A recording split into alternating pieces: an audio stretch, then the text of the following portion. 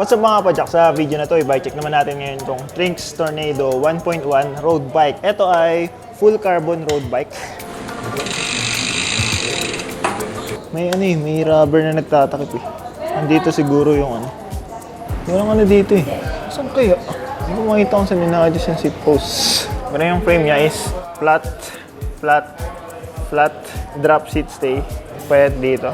Pero compliant pa din. Ito malaki pero flat. Tapos naka true axle, pati sa harap naka true axle na.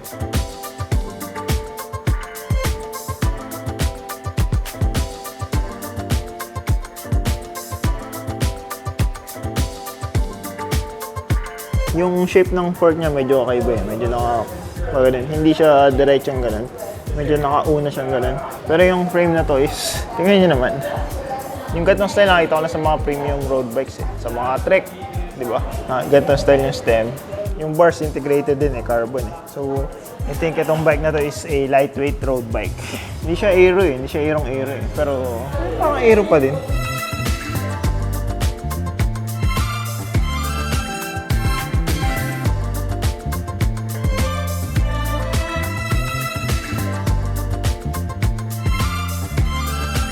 T800 yung carbon na ginamit sa kanya. 50 yung frame size nito, small.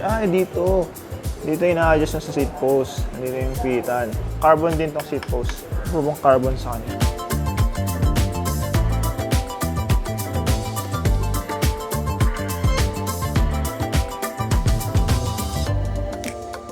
Sa drivetrain, naka 105 siya na R7000, yung bagong 105. 5236, so pang pang malakas yan. 105 FD, naka direct mount dito sa frame. Kasi syempre, di naman na ito bilog, hindi mo na makakalap dito.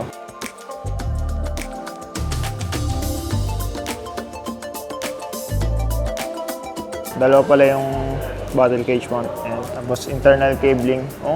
Ayaw ko lang napansin na walang kable naka-expose dito sa frame, walang dumadaang kable.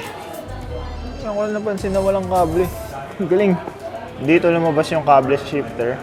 Tapos yung sa preno, doon lang lumabas. Hydraulic na rin. 105 R7000 RD, yan. 11 speed. Ito yung cassette 105 din, 11 speed. Ano ba to? 32, 1132T.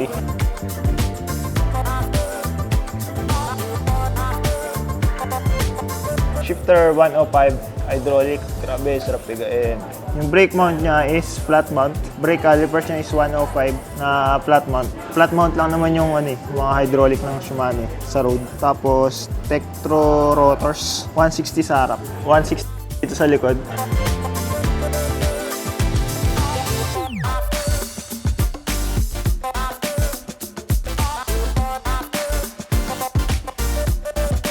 Yung BB niya is press fit. I think press fit. Hindi threaded eh. So, laki nitong part na to. Yung stem, ganyan lang yung stem. Yung bars integrated, carbon. Bar tape, maganda. Seat post, flat, hindi pa bilog. Tapos, Trinx payat lang. Pang road, maganda.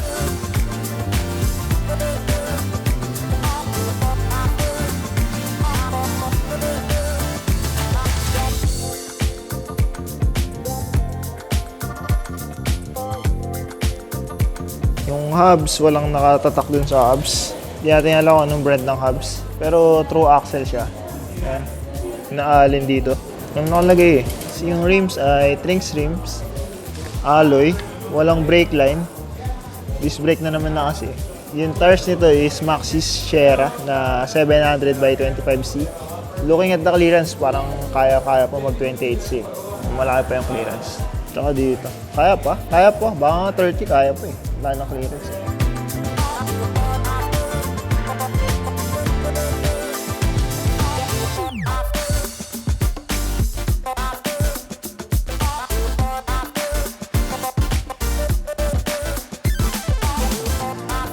Ayan yung Trinx Tornado 1.1 carbon road bike na naka-disc brake, hydraulic disc, 105, frame maganda, group set maganda.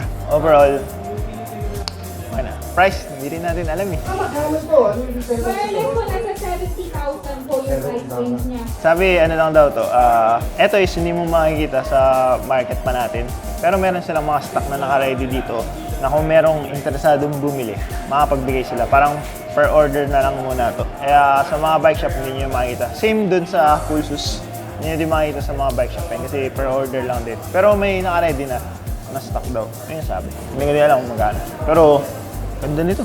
Basta try ko pala yung stand over clearance nung size 50. Small kasi ito eh. So, dapat ako 52 or 53. Medium. Try natin kung sok sa kanya. Oo. Sakto. Kaya lang, parang narrow yung bars niya.